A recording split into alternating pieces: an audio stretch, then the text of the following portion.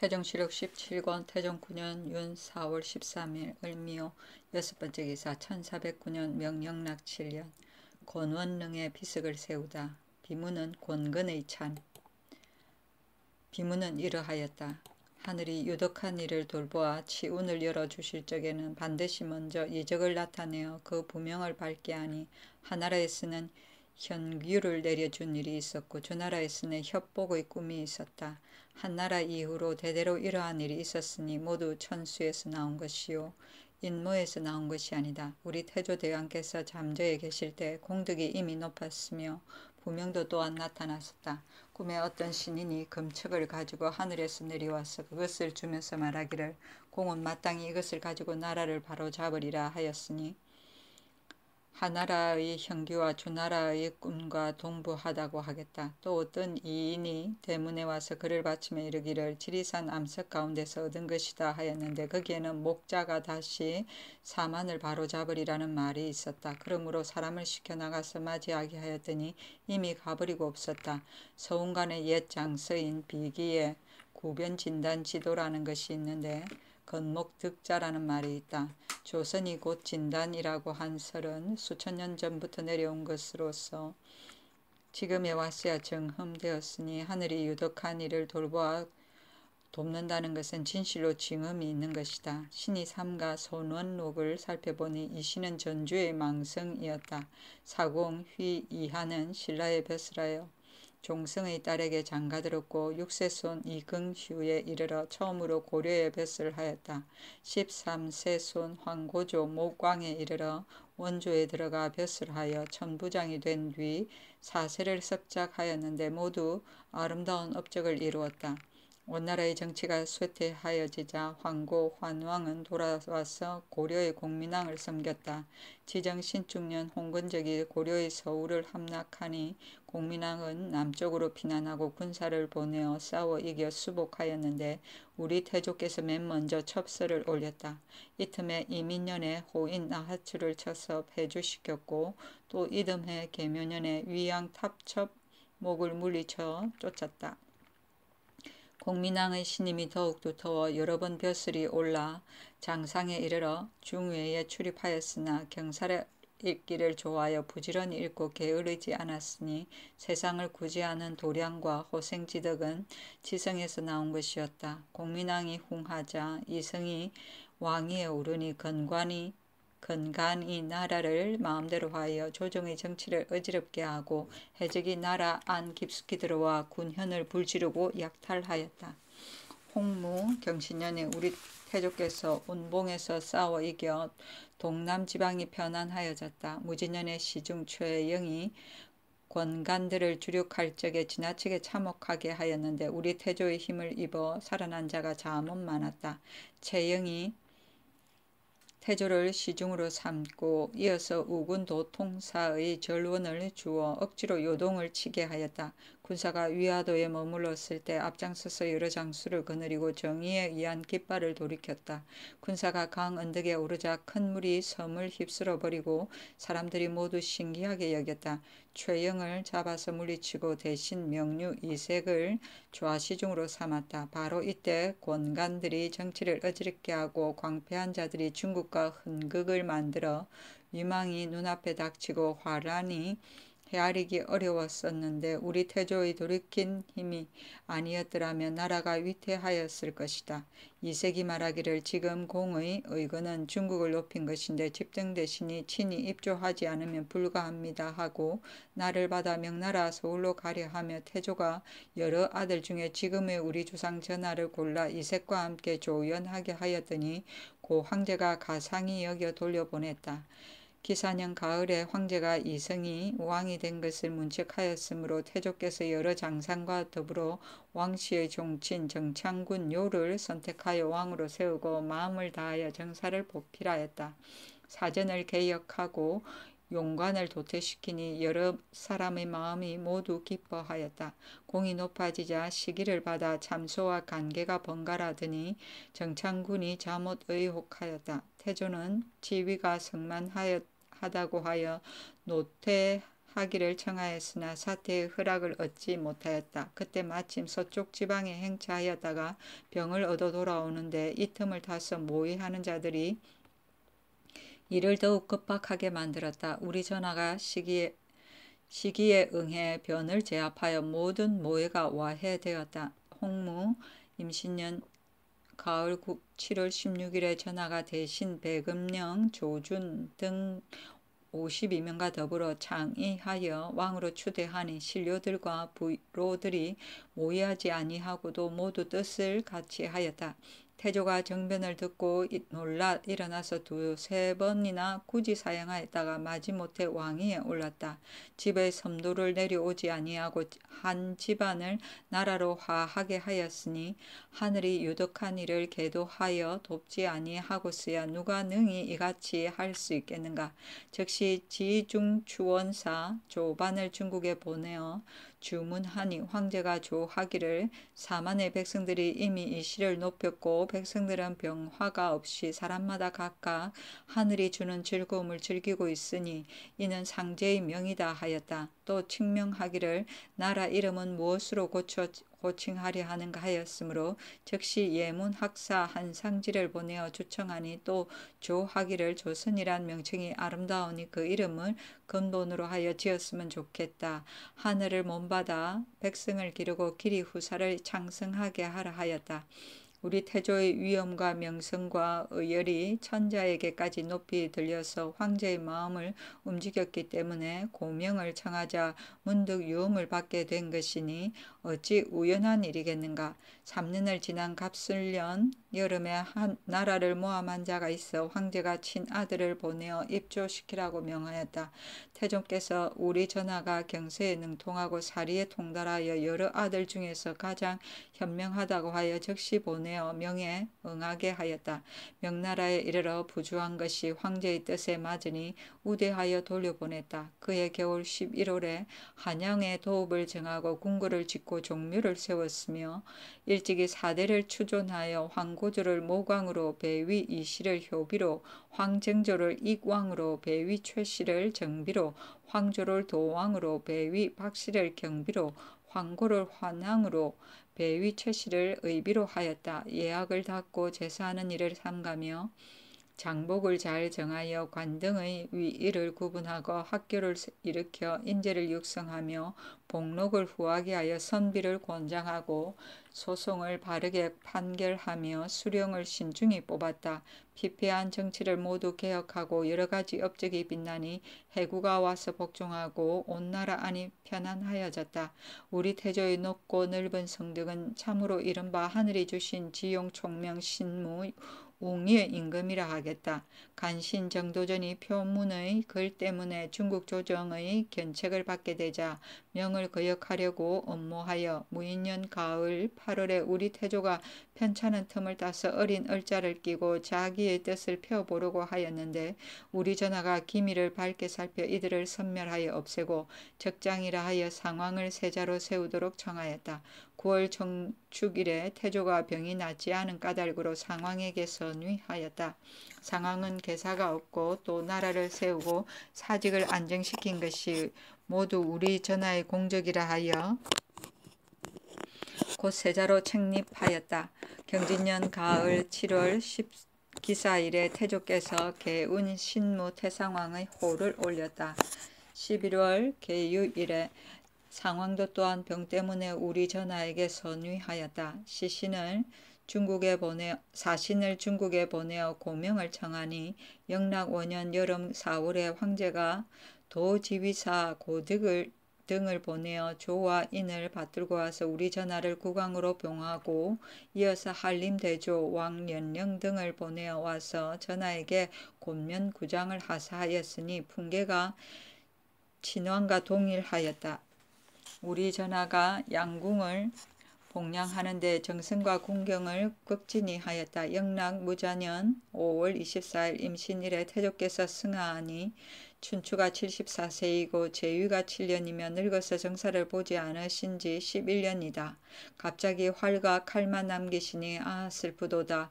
우리 전하께서 애모함이 만극하여 그 상 중에 예를 다하였다.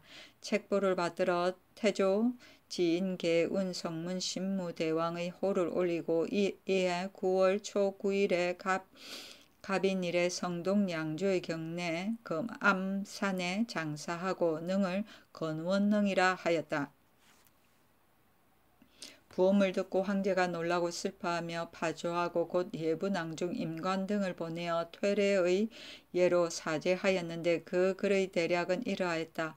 왕은 총명하고 사리에 통달하며 선을 좋아하였으니 천성에서 나온 것이며 천도를 공경하여 순종하고 의를 들어 충성을 다하여 공순히 사대하기를 힘쓰며 한 지방의 백성을 보호하고 긍휼히하니 우리 황국께서 그 충성을 매우 아름답게 여겨 다시 나라 이름을 조선이라고 내렸다.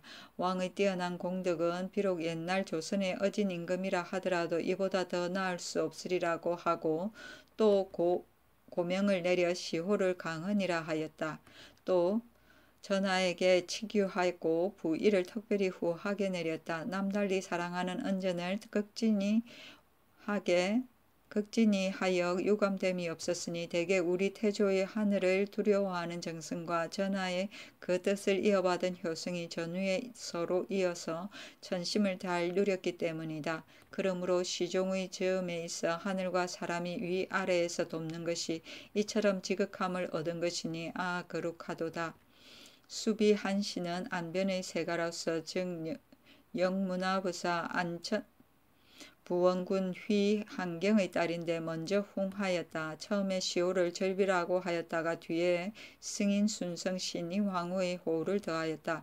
육남 이녀를 낳았는데 상왕이 둘째이고 전하가 다섯째이다. 마지는 이방후 진안군인데 먼저 졸하였고 셋째는 방의 익안대군인데 역시 먼저 졸하였다. 다음은 넷째 이방간 회안대군이고 여섯째는 이방년인데 과거에 올랐다가 곧 죽으니 원윤을 정직하였다. 장년은 경신궁주인데 상당군 이저에게 시집갔다. 같은 이시가 아니다. 다음은 경성궁주인데 청원군 심종에게 시집갔다.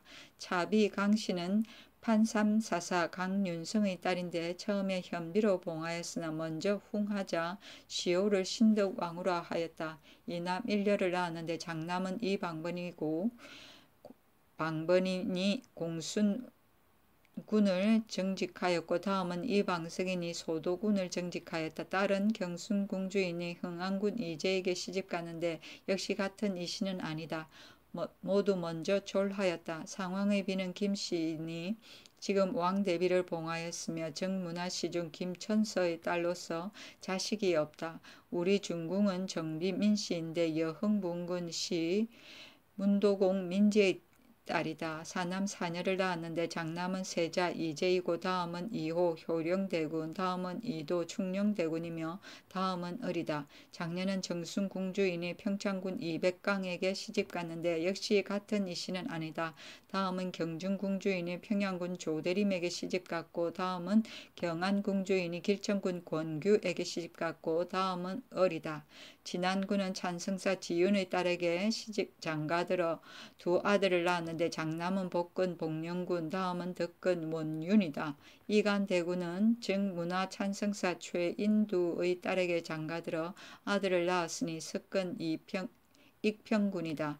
회안대군은 문화 찬성사 민선의 딸에게 장가들어 아들을 낳았으니 맹중의령군이다.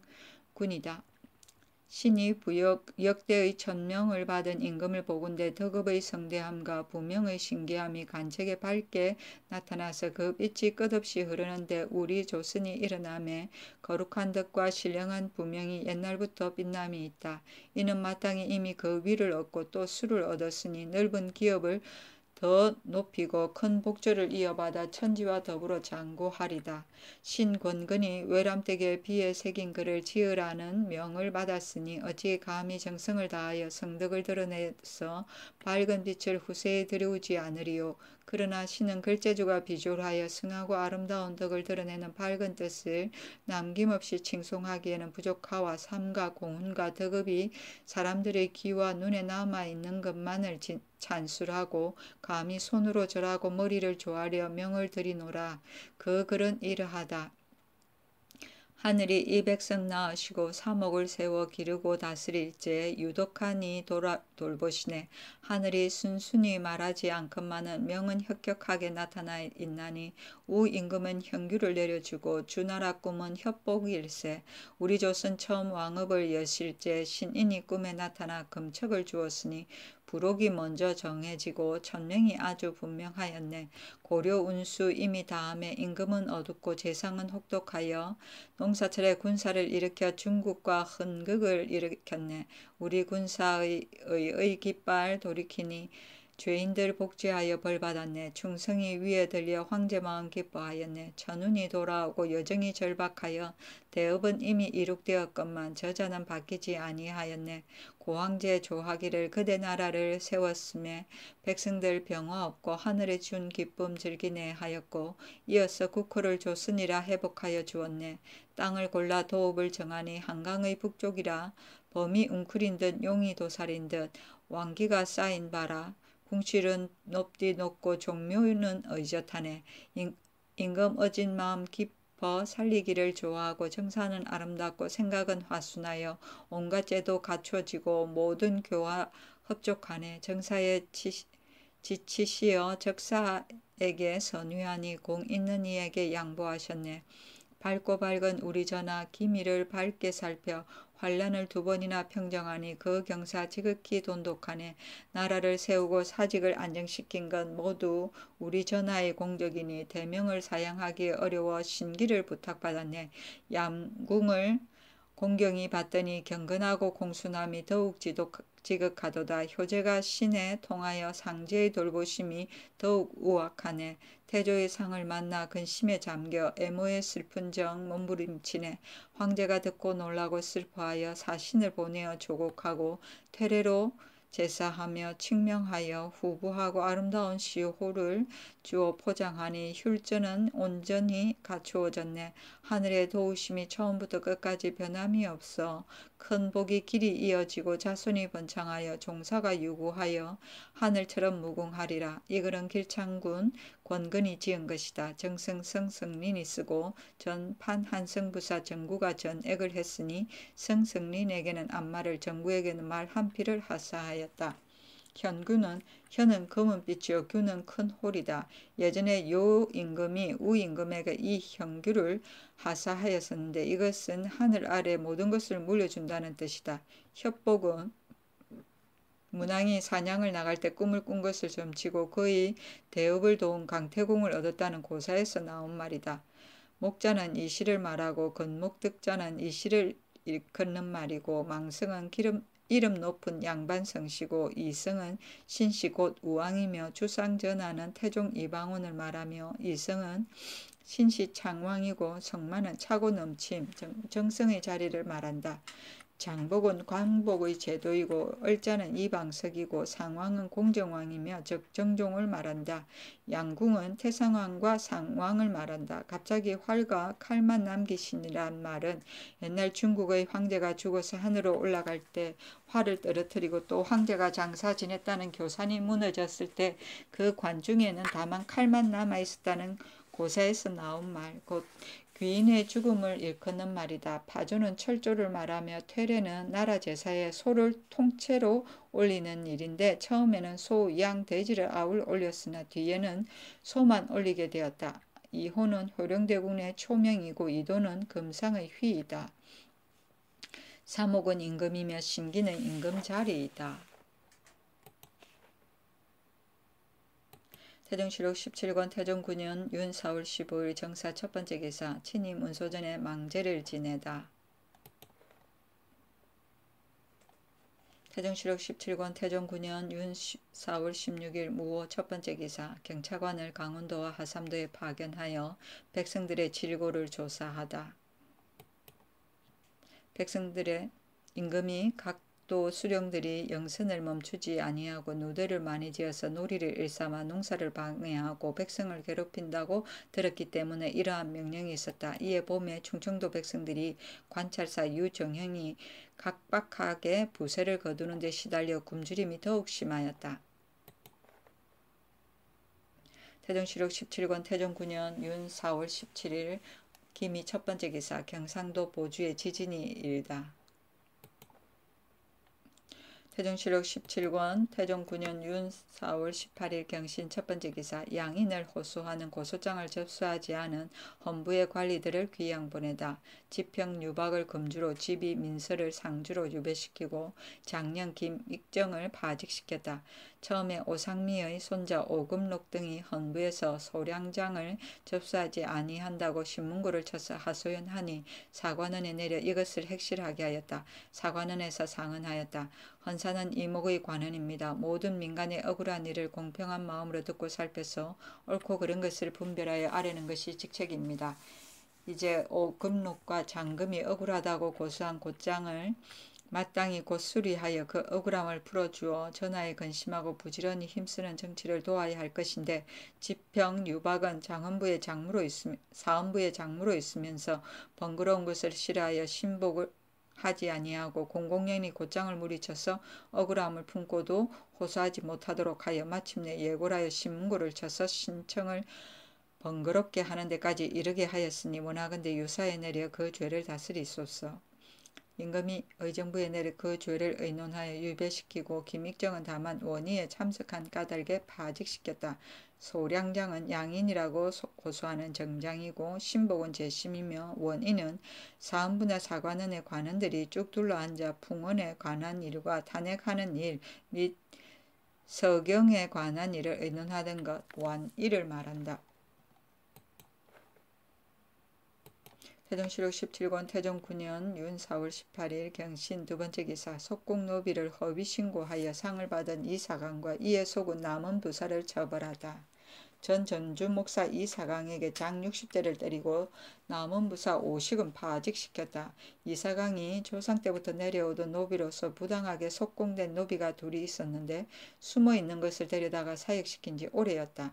신법에 속공노비로서 도망 중에 있는 것을 본 주인이 잡아서 고하면 이것을 상으로 준다는 말을 듣고 도리어 새로 잡은 것이라고 말을 꾸며 관가에 고하여 상을 받았으나 그래도 부족하여 다시 속공노비를 잡아서 잡은 공을 남원부에 고장하였다. 오식이 그 거짓을 살피고지 못하고 노비 일구를 상으로 더 주었다. 일이 발각되자 의정부에서 형조로 하여금 핵실하게 하여 이 사강이 관을 속이고 이익을 탐한 죄와 오식이 혼매하여 함부로 상을 준 죄를 청한 때문이다.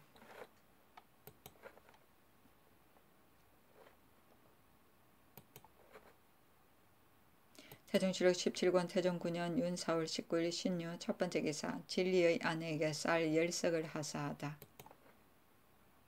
태종실록 17권 태종 9년 윤 4월 19일 신유 두 번째 기사 모친상을 당한 판의 전이감사 평원회에게 쌀 콩 15석과 종이 100건을 하사하였으니 평원회의 어미가 대마도에서 있다가 죽은 때문이었다.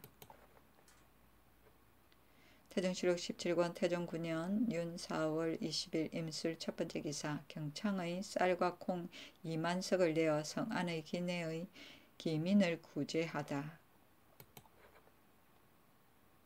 태종실록 17권 태종 9년 윤 4월 20일 임술 두 번째 기사 사관원의 탄핵으로 아정과 백성들을 장살한 밀양군사 우균을 파면하다.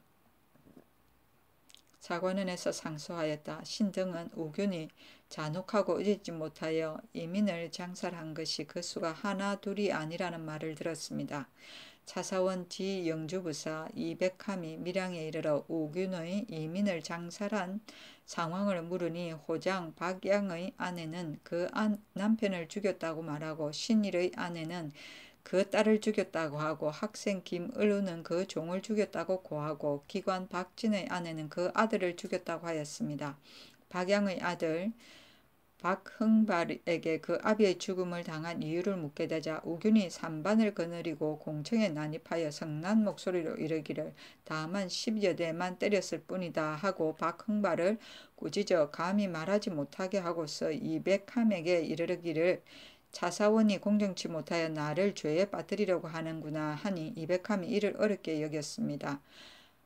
관찰사가 다시 김산군사 김질 창녕 간무 금류로 하여금 그 일을 조사하게 하였으나 모두 병으로 인하여 저절로 죽은 것이라고 공사를 만들었습니다.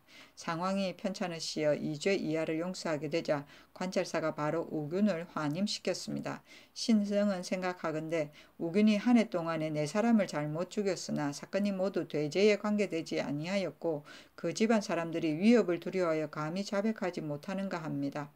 지금 우리 전하가 호생지덕으로 백성의 마음을 어루만져 비록 한 나라의 큰 것으로도 형벌로 사람을 죽이는 일이 적습니다. 그러나 우규는 한 고을 안에 한 해 동안에 죽인 것이 이 같은 숫자에 이르렀습니다. 비록 너그럽게 용서하는 은혜를 입었다 하더라도 우균을 위해서는 집으로 물러가서 스스로 마음을 새롭게 하고 행동을 고치는 것이 마땅합니다. 그러나 감사의 도로 취임하라는 명을 달게 받아들이고 조금도 물러나 피하려는 생각이 없으니 저 잔인하고 음흉한 성질을 가진 자가 분개하여 보복하려는 마음을 품고 그 포악한 심수를 더하여 더욱 강포하게 군다면 한 고을의 인민들이 신음하고 해독을 입는 것을 어찌다 말할 수 있겠습니까?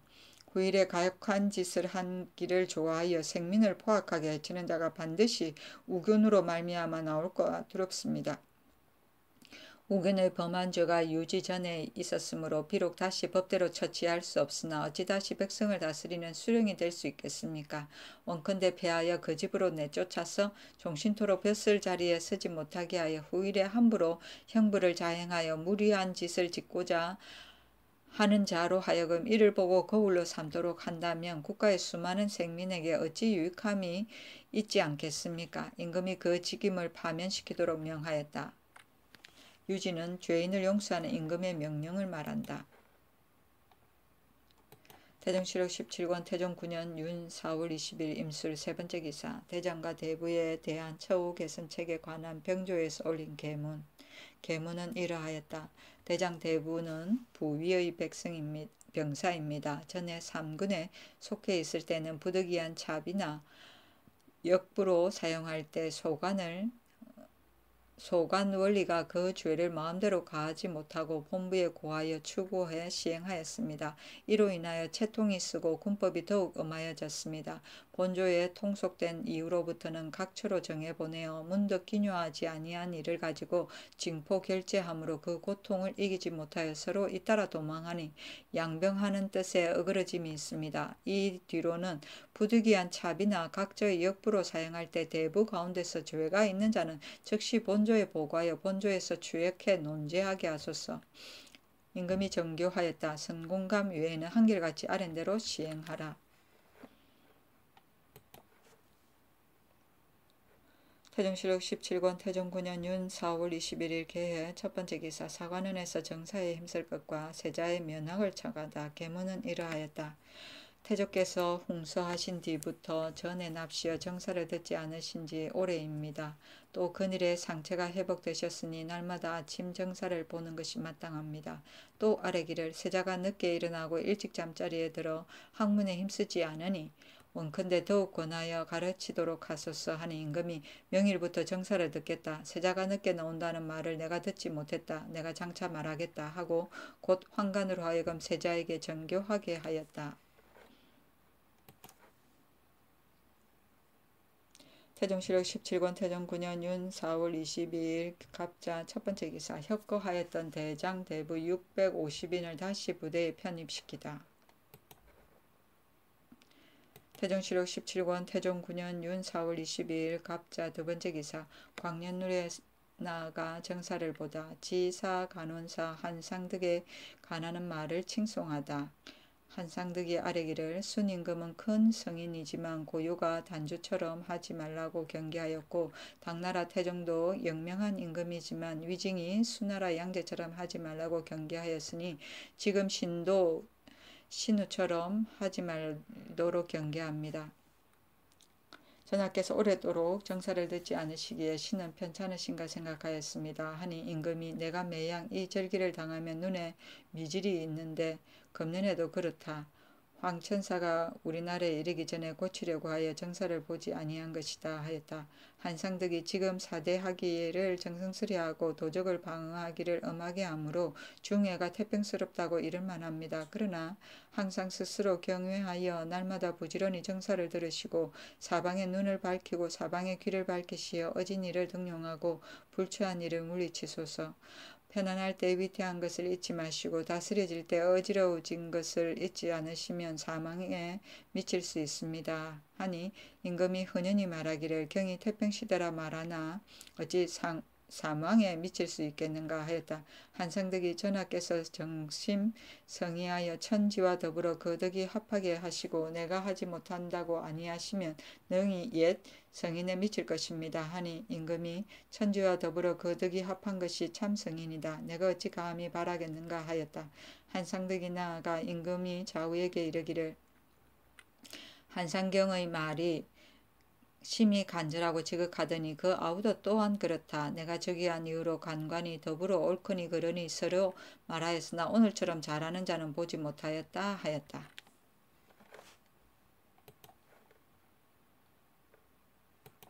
태종실록 17권 태종 9년 윤사월 22일 갑자 세 번째 기사.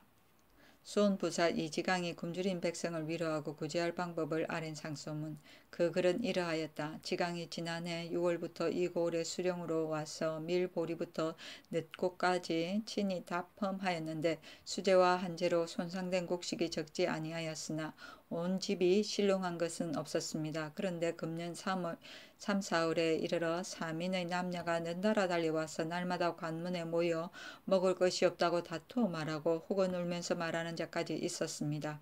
지강은 백성의 생활이 이처럼 궁핍한 이유를 알지 못하겠으며 소민의 먹을 것이 없다고 고하는 정상이 진정인지 거짓인지 쉽게 알지 못하겠습니다. 그러나 나물 캐는 사람이 산야에 널려있고 참름에서 주는 말, 되의 곡식을 사족의 집에서도 다투어 와서 주기를 바라니 이는 백성의 생활이 곤란함을 보여주는 것입니다.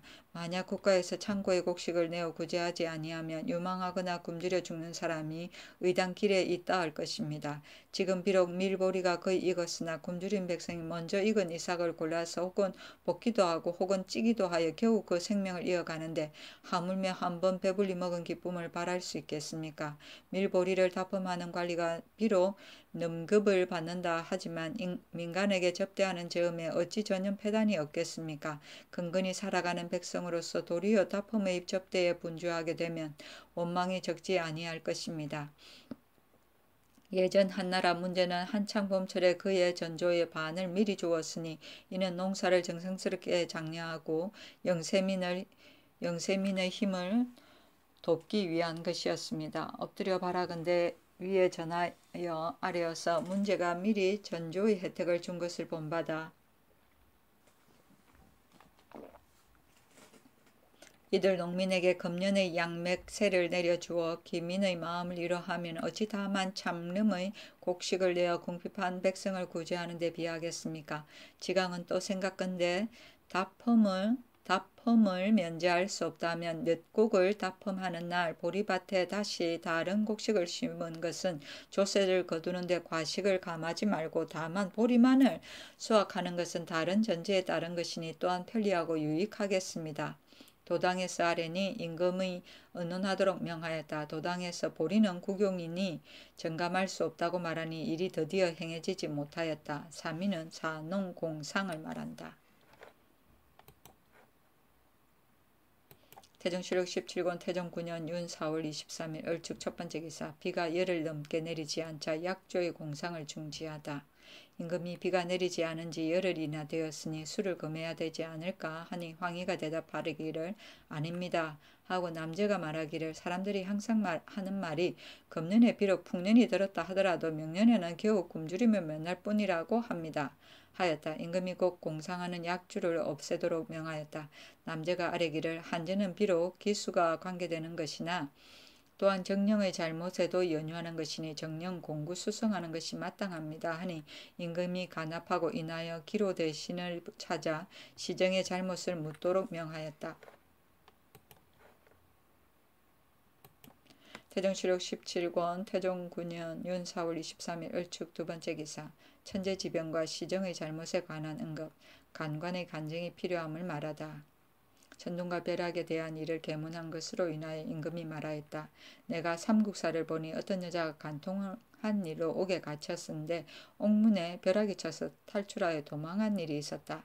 한상덕이 아뢰기를 지금 절기가 무더운 여름철에 속하는데 기후가 그 조화를 이뤄 오랫동안 비가 내리지 아니하고 가을철같이 서늘한 바람이 부니 신은 임금이 실등한 때문인지 시정이 잘못된 때문인지 알지 못하겠습니다. 하니 임금이 기후가 조화를 잃은 것은 진실로 여러 날이 되었다. 정사의 잘못은 간관이 의당할 것인데 어찌하여 모른다고 하는가 하였다.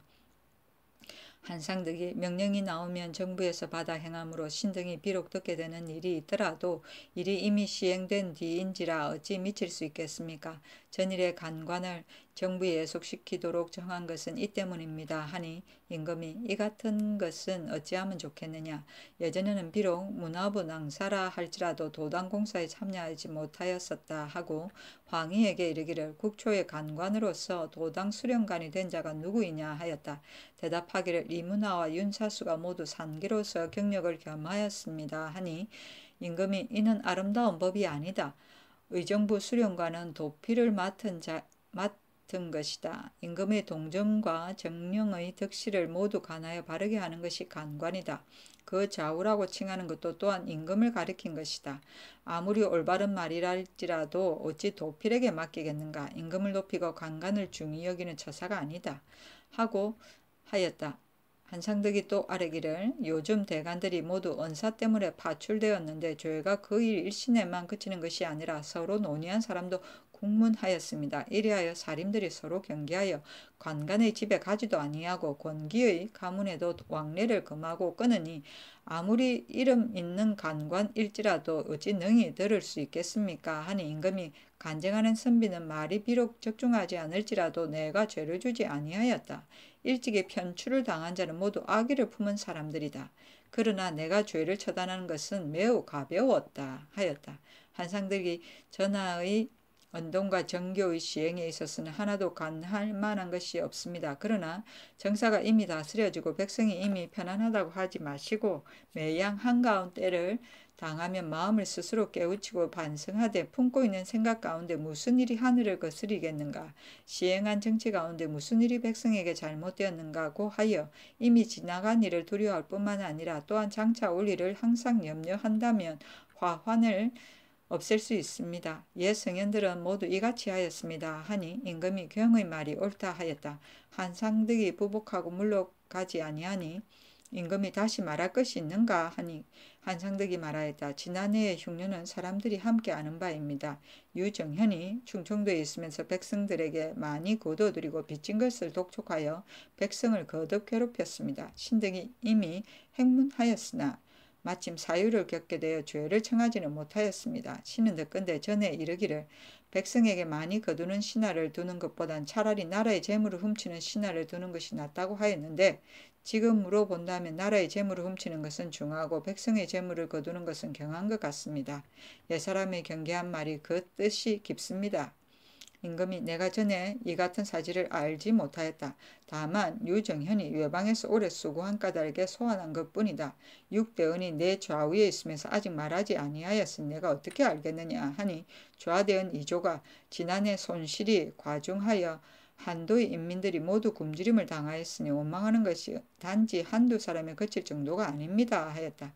곧 사인 박강생을 불러 사실 여부를 구문하여 아뢰게 하였다. 한상덕이 나가니 임금이 근신에게 이르기를 유정이 그렇게 하지는 아니하였을 것이다. 향언을 헐뜯는 말인지 어떻게 알겠느냐 하고 말하기를 연군, 인보, 양전 세 가지 일은 사람들이 모두 싫어하는 바이다. 우리나라는 해구가 염려스러우니 어찌 폐지할 수 있겠느냐 하였다. 도필은 문서 따위를 기록하는 것을 말한다. 태종실록 17권 태종 9년 윤 4월 23일 을축 세 번째 기사. 검주령을 엄하게 하다. 태종실록 17권 태종 9년 윤 4월 23일 을축 네 번째 기사. 진헌사 이문화와 진헌녀의 오라비 권영균이 돌아와 황제의 특별한 대접을 보고하다. 황제가 권영균을 특별히 후히 대접하여 내전에 들려 일렀다. 너에게 높은 벼슬을 주어 가까이 모시고게 하고 싶으나 너희 누이가 여기 있고 너도 돌아가지 아니하면 늙은 어미가 의당 섭섭할 정이 있을 것이다. 너에게 기국을 명하니 가서 너 마음을 삼가서 국왕을 공경히 섬기도록 하라. 너가 옛일을 듣지 아니하였느냐? 게으르고 거칠게 굴어 그 누가 짐의 몸에 미치게 말게 하라. 권영균이 사조하자 황제가 일렀다. 너가 다시 올 때는 바다로 오지 말고 육로로 오너라. 너희 나라에서 온 사신에게도 육로로 오라고 말했다.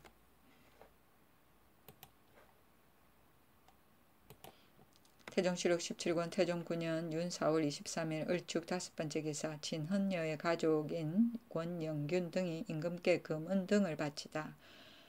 말 한 필, 금 한 정, 은 2정, 채단, 채경, 각각 5필, 금 한 필, 사탕 5항, 금강자 단주, 용단 단주 각각 2관, 상하 단주 1관을 바치고 임천년은 금, 은 각각 1정, 채단 2필을 바치고 여귀진은 채단 3필, 금 한 필, 은 1정, 말 한 필을 바치고 이문명은 채단 3필, 금 1필, 금 1정을 바치니 임금이 금, 은은 도당에 내려 국용에 이바지하도록 명하였다. 이튿날 최덕비가 말 한 필, 은 1정, 채단 2필을 바치니 임금이 말 한 필만 받고 나머지는 모두 돌려주었다.